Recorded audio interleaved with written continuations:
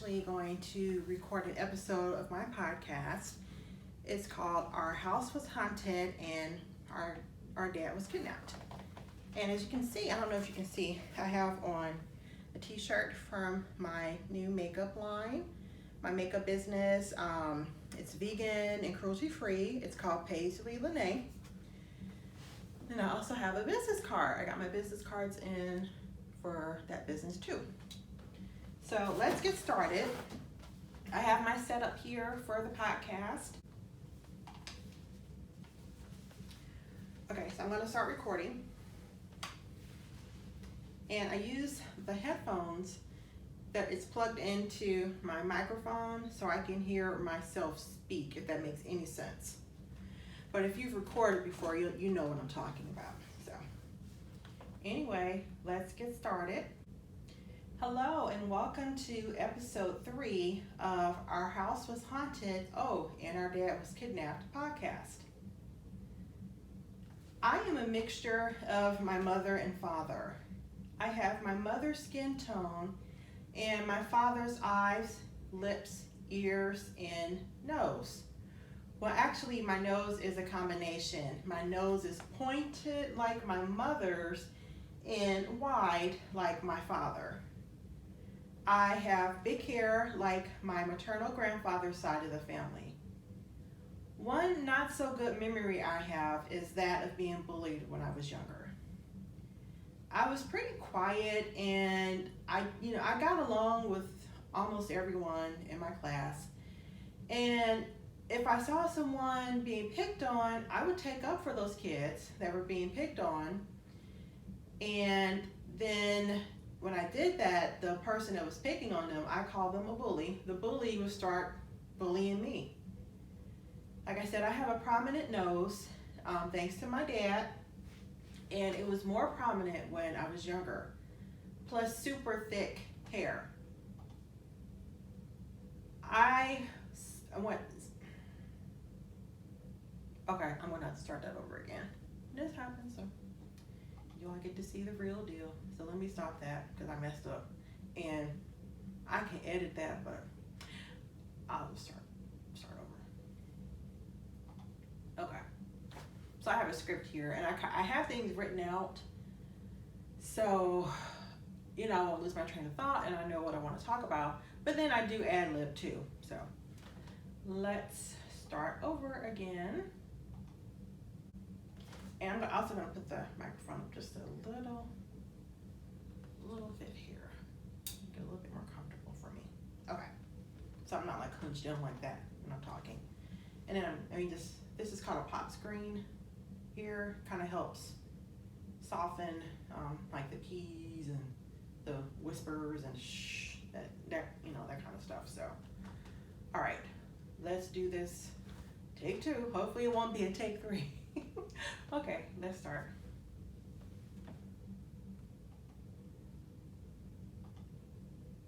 Hello, and welcome to episode 3 of Our House Was Haunted, and Our Dad Was Kidnapped podcast. I am a mixture of my mother and father. I have my mother's skin tone and my father's eyes, lips, ears, and nose. I have big hair like my maternal grandfather's side of the family. One not so good memory I have is that of being bullied. I was quiet and I got along with everyone, but I would take up for the other kids that were being bullied, and then that's when the bullying started for me. I have a prominent nose thanks to my dad. Well, my nose is actually a combination. It's pointed like my mom's and it's wide like my dad. And when I was younger, my nose was more prominent. Plus I had super thick, big hair back then. I still do, but it was bigger back then. So when I would take up for someone, the bullies would make fun of me and said I have a clown nose, my hair looked like a wig, my lips looked like big spoons. But hey, as you know, people now having big lips is popular. People spending a lot of money to get big lips and get all those injections, and I have them free. I have them naturally, so that's a good thing. So anyway, I wasn't going to let the bullies get away with it. So when they would say something mean to me, I would say something really mean back to them. I may have even talked about their mama and their father, and anything that came to my mind that was mean, I would say it back to them because I wasn't going to let them get away with it. So with me saying something mean back to them, they would start crying and go and run and tell the teacher. So it kept happening, and my teacher at the time called my parents and said that I was being the bully. I had already told my parents what was going on with me, so my mom asked the teacher, what did the kids say to Raye to make her say that to them? Did you ask her that? My mom said the teacher stammered and admitted that she never asked me. My mother told the teacher to actually pay attention to what is happening before you accuse my daughter of being a bully. So sure enough, a couple of days later, she sat adjacent to our lunch table, but with her back turned to us, which I thought was really strange because she never sat with us during lunch. We had like lunch monitors, and they would sit with us. She observed me taking up for another kid that was being bullied and me confronting the bully. The bully said something mean to me, I said something meaner, and the bully started crying and ran over to her and told her that I was being mean to them. So, needless to say, she never called my parents again about me bullying my classmates, and that actual bully got suspended. And at the end of the year, their parents actually took them out of the school, and they transferred to a different school. So my parents liked to entertain, and we always had parties, always. But the most epic parties we had were the kids' Halloween parties and the New Year's Eve parties. My mom would decorate our house in spooky cobwebs, fake bats, skeletons, witch hats, like little spiders everywhere. Like they were fake spiders, but like little fake spiders. We would have jack-o'-lanterns on the front porch, and we had them inside. And we even had like this floating ghost coming down from the upstairs banister, and it was connected to the chandelier in the front hallway with chicken wire. And we could pull it, like someone upstairs could like pull the chicken wire, and the ghost would go back and forth between the upstairs banister and the chandelier. It was really cool. So any type of Halloween decoration that was available in the 80s, we had it at the party. My maternal grandfather was really good at building things, so he made tombstones and painted them out of plywood, and we had those in our front yard. All of the light switches on the first floor were on dimmers, so the lights were dimmed really low, and my dad changed the porch light out to a green one. We had stereo speakers throughout the house in the ceiling, so we had spooky Halloween music playing during the party. My paternal grandfather dressed up as Frankenstein and answered the front door when the doorbell would ring. The third floor was the actual haunted house, and our babysitter would dress up and hang up there along with one of my aunts. My brother and I invited all of our classmates, not the bullies though. The kids would come dressed up, and man, did we have fun. Like I always say, I'm going to find pictures. Probably just me alone, and then some of my family members, if I get the permission, I'll post the pictures of the parties. Boy, we have fun. It was so much fun. So, instead of pin the tail on the donkey, we had pin the hat on the witch. We had a scavenger hunt. We had a ghost piñata. We buy for apples. We have pumpkin carving contests. We made sticker books. This was back in the 80s, so it's like stickers were like really popular, and sticker books were even more popular. So we made sticker books as a favor for the kids to take home from the party.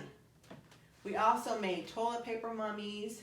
My mom made spooky hot dogs and spider hamburgers. And my mom also made homemade apple cider that we would drink.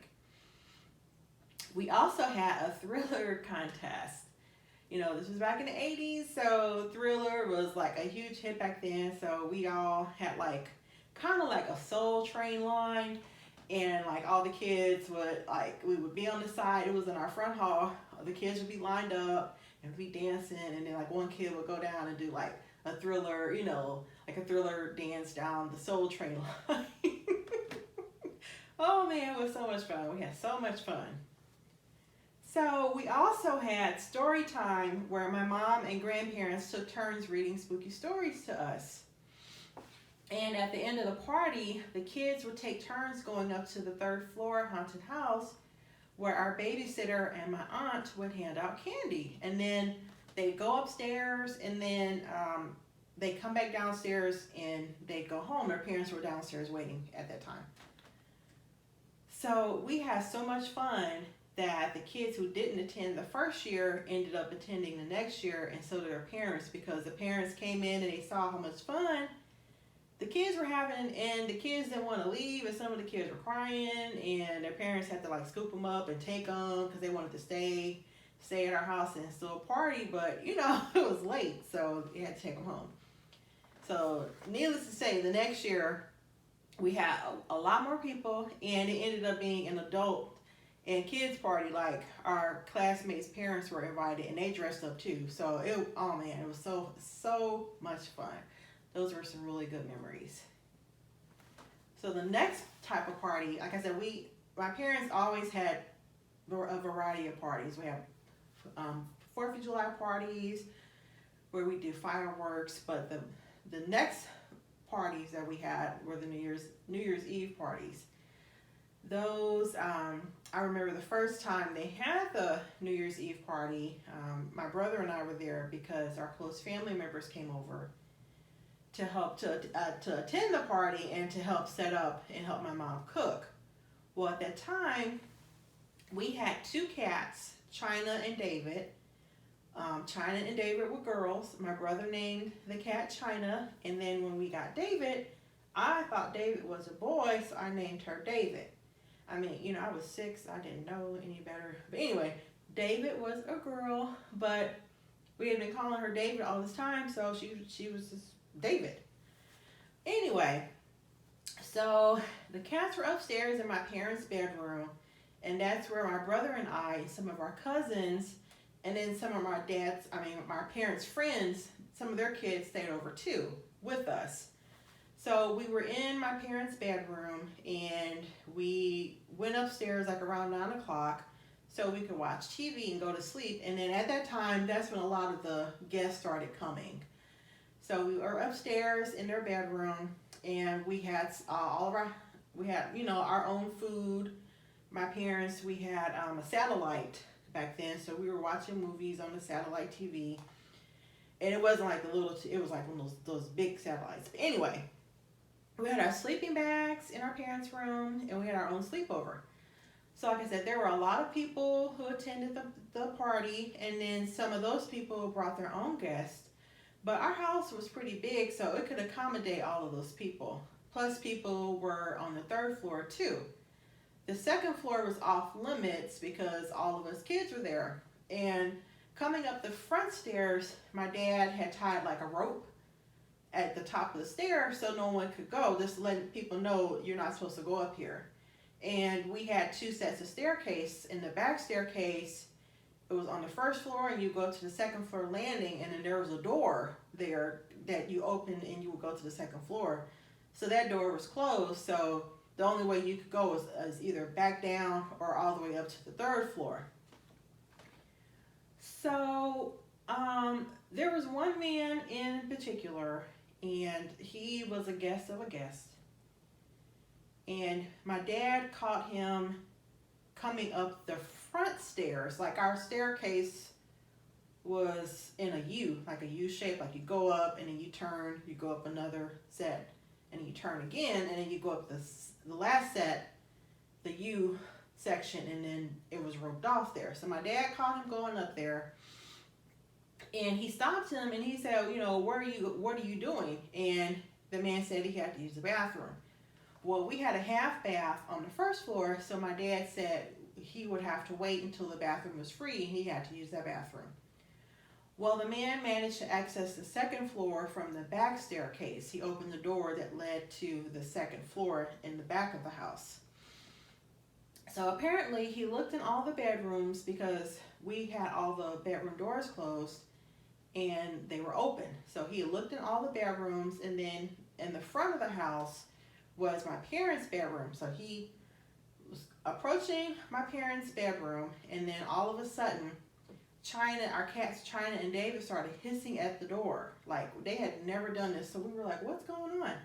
And then the man opened the door, the bedroom door, my parents' bedroom door, and China and David attacked the man. They never, like I said, they never attacked anyone before. They were always friendly towards everyone. And my parents, we always had company. My parents were very social. They never attacked anyone. They were always friendly towards everyone. So they attacked this man though. So when we saw China and David attacking the man, we all screamed. And my parents ran up the stairs. Some of my family members and some of the other guests, they all ran up the stairs to see what was going on. And let's just say that man was lucky he made it out the house alive that day, because thank goodness China and David attacked him, because I don't even want to think what his true intentions were and why he was trying to go upstairs to the kids. So the next year, actually, they still have the party. Of course, he wasn't invited, and the person that invited him wasn't invited. And us kids, we ended up staying at our grandparents' house where we were safe. So I mentioned before how my parents would make experimental food. Well, so I learned how to cook at an early age. My paternal grandparents, especially my granddad, was an excellent cook. And like I said, my parents were really good cooks. And so I learned how to cook from everyone at a very, very young age. So one day in the summer, I was 7. I will never forget this. My mom was at work, so I told her I would have dinner ready when she got off work. So that morning she got up, and I told her what I was going to cook. And we were going to have brownies. There was no weed in the brownies. There were regular brownies, no funny brownies. And we were going to have hamburgers and french fries. So my mom got up that morning before she went to work, and she seasoned the meat, because I was always really heavy-handed with the spices. I still am, but anyway. So my dad was upstairs. He was off. He was upstairs in his man cave. My brother was in his bedroom watching TV, and I was on the first floor in the kitchen. I was going to make the brownies, and I grabbed the eggs from the fridge. I put the eggs on the counter and went to grab a mixing bowl from the cabinet, and the eggs rolled off the counter onto the floor. Okay, so I thought that was weird. Then I dismissed it. I said, well, maybe I didn't put the eggs on the counter good, and they just rolled off and fell and cracked on the floor. So I cleaned that up, and I grabbed more eggs and cracked them really quick in the bowl. And I put the eggshells down the sink. We had a garbage disposal, so I could put the eggs into, if you have a garbage disposal, you put it down into the sink, into the garbage disposal. So I did that, and I had to use a step stool back then to reach the back of the stove and the garbage disposal switch. So I put the eggs in a garbage disposal. I went to grab the step stool so I could, step up and turn on the garbage disposal switch, and the eggs were in the sink. And I knew I had put those eggs down in the garbage disposal. So I said, okay, I don't know what's going on. So I turned on the water, and I ran the garbage disposal, and the eggs, were ground up. So like I said, I'm finished. I mixed the brownies, and I put the brownies in the oven. I started forming the hamburger patties, and then I turned on the grill feature we had on the stove. I put the patties on the grill. The grill was on, and they started sizzling, and I grabbed the step stool, and I stepped on the step stool to turn on the exhaust switch. There was an exhaust. The stove had its own built-in exhaust, like downdraft exhaust, if that makes any sense. So I turned that on, and then it turned on, but then the exhaust suddenly went off. So I thought, well, maybe I didn't turn the switch on all the way. So I stepped back on the step stool and turned the switch on and turned it, and it turned on again. So then I took the step stool and pulled it over to the burner section of the stove. The grill was on the left side of the stove, and then the burners were on the right. So I scooted the step stool over to the right, and I was getting out a skillet so I could put oil in the skillet and cook the french fries, and noticed that the grill was turned off. And I said, okay, well, maybe when I, move the step stool over to the burner side, maybe I accidentally switched off the grill. But then I'm like, no, I didn't. I didn't do that. So I had this really uneasy feeling. So I ran upstairs and convinced my brother to come downstairs with me and watch TV in the kitchen. He was probably watching He-Man or something like that. So he came down. So he said okay. And by the time we came back down to the kitchen, all of the burners on the stove and the grill were turned on. So thank goodness we came down the back staircase, which was closest to the kitchen, because all the burners and the grill, they were on full blast. Nothing burned, and I did manage to finish cooking dinner, but I never cooked by myself again in the kitchen. I would always grab my brother whenever I cooked again, or I would cook if my parents were in there. I would help them cook, but I never cooked in there by myself ever again.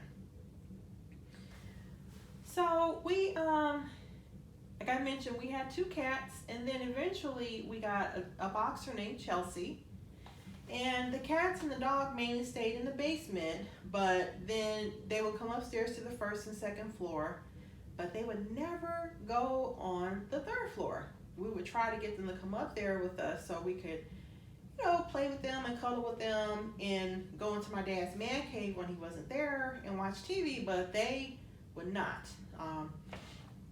They all, they would go to the 2nd floor, and then we would open the door to go up to the back stairs to the 3rd floor, and the cats would not go up to the 3rd floor with us. What they would end up doing was going down the other set of stairs and going down to the 1st floor. I don't know, they would never go up there. So our dog was really mischievous and would scratch the furniture, and we thought it was the cat scratching the furniture, but my mom caught the dog one day, and she tried to sit down real quick like she wasn't doing anything wrong. So actually we ended up not keeping the dog that long, because she was a lot of work at that time, and the cats were easier to take care of, and she was kind of strong for us, so we would try to walk her, like me and my brother, and we would end up being walked. We would like run and stuff. We couldn't really control her. So we ended up giving her back to the breeder, and they found another home for her, which actually we knew the people where she went, and we would go over and visit her on occasion. So, but even when we got rid of the dog, the cat still would never go on the 3rd floor. So I don't know, maybe they knew something was going on in that house. The last story I'm going to talk about on this episode is my dad, athleticism. I can never say that word. So he was into fitness. Let me just say that. Okay. So we lived on the west side of the city, and his firehouse was stationed in the downtown area. So he would ride his bike back and forth to work, if the weather was permitting. He was actually really good at tennis, and he played racquetball and handball too. So I figured, since I was his daughter, that I inherited his athleticism. So I asked him one day when he was off if he could teach me how to play tennis. I was like, I think I was around 8 at this time. So he was excited because I had never taken an interest in playing tennis. I always ice skated in the winter. That was the thing that I did. So I asked him, if he could teach me. He was excited, and so we went to the sporting goods store, and he bought me a tennis racket and some tennis shoes, and some shorts and a shirt and stuff to wear to start playing tennis. So the next day, we went to the tennis courts, and he explained the game of tennis to me. I said, okay. I was like, okay, it's easy enough. So he started gently throwing the ball at me so I would hit it. If he threw the ball to the left, then I went to the right, and of course I missed the ball. So he explained, if I see the ball going to my right, I go to the right so I can hit the ball. I said, okay, I got it. And so I did, and so he would throw the ball to the right, and instead of me having the racket in my right hand, in my brain, I thought that, okay, if I'm going to the right, then I need to have the racket in my left hand. So I would switch the racket to my left hand, and I ended up hitting the ball straight up in the air instead of back to him. So he shook his head, and he showed me what he meant. So I said, okay. I can still, I can do this. I'm his daughter. He's a good tennis player, and so am I. I was so determined. So he served me the ball again, but instead of me hitting it horizontally, I decided to hit the ball from the bottom, and once again, it went up into the air. So we tried again, and I kept hitting the ball incorrectly, and then the one time I hit it incorrectly, the ball smacked me on the top of my head. My dad rushed over to make sure I was okay. And I know I was beet red at the time because I was embarrassed. So we tried, and he was serving the ball, and I hit the ball. And I was like, yeah, I hit the ball. And it went back to him, and we applauded and clapped and stuff. And then so he did it again, and I hit the ball, but instead of me just hitting it, I hit the ball and swung around with the racket with the ball, and the ball went and hit the fence, and it hit me on the head again. So, so I quickly realized that tennis was not for me, and I just stuck with ice skating. I did end up playing softball too, but that is a different episode. It wasn't as disastrous as playing tennis, but it wasn't pretty either. So stay tuned for the next episode of Our House Was Haunted and Our Dad Was Kidnapped. I hope you enjoyed. Please subscribe and share. Thank you. All right, so that's all I'm going to record for this episode. I'm supposed to record another episode with my brother. I know the episodes of my brother are really funny because he just says whatever is on the top of his head, and there's a lot of crazy stuff that he says. So I'm really looking forward to recording with him again because there is no telling what he's going to say. But anyway, I really appreciate you all watching and listening and subscribing to my channel. I'm still trying to, figure everything out. I'm still trying to figure out the lighting. So I have a ring light on. I have the blinds open. I have my lamp on. So I hope this is enough light because me and the lighting are not getting along too well. But I'm working on it. I'm determined I'll get it right. Even if I have to purchase some studio lights, I'll do that. And actually, I do have a backdrop that I haven't put up yet. And then this right here, I am going to start a vision board. So I'll do a video with me working on my vision board too. And I also have a video that I made washing for Paisley Lanay Beauty, cleaning off the lip gloss tubes. It's kind of like an ASMR video, but yeah, so if you're interested, you can watch that one too. So anyway, thank you.